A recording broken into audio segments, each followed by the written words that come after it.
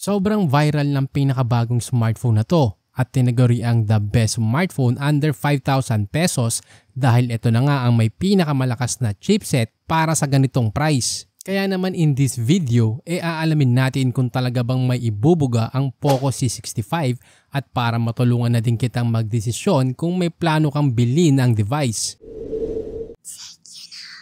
Pag-upload ko ng video na to, mabibili ang Poco C65 sa online sa presyong 4,999 pesos para sa 6GB RAM at 128GB internal storage.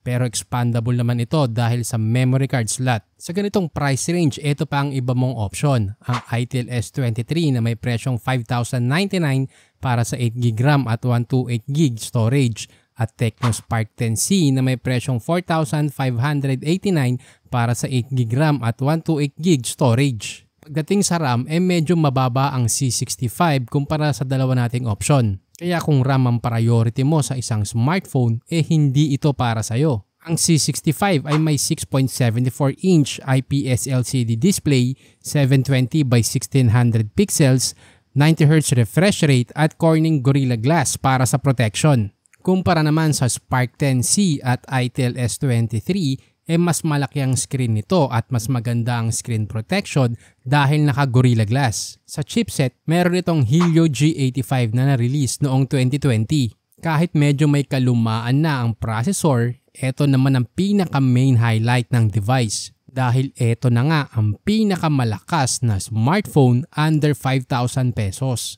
Karamihan kasi na may ganitong presyo naka-Unisoc T606 lang. Kaya sobrang lamang ng chipset na to, lalo na kung ang pag-uusapan ay battery efficiency, CPU at gaming performance. Malalaro mo naman ng maayos ang ML, PUBG at CODM nang walang problema. Sa mga bago nating viewers, pwede kang manalo ng 200 smart load basta mag-subscribe ka at sagutin mo ng tama ang trivia question na to. Sa battery, meron itong 5,000 mAh kasama ang 10 watts Type-C charger. Pero supported naman ito ng 18 watts charger, yun nga lang kailangan mo pang bilhin ng separate. Para sa akin ay malaking bagay yung supported ito ng 18 watts dahil karamihan ng smartphone sa ganitong presyo naka 10 watts lang. Meron itong 50 megapixel, dalawang 2 megapixel at 8 megapixel selfie shooter. Kayang mag-video recording ng 1080p at 30 fps.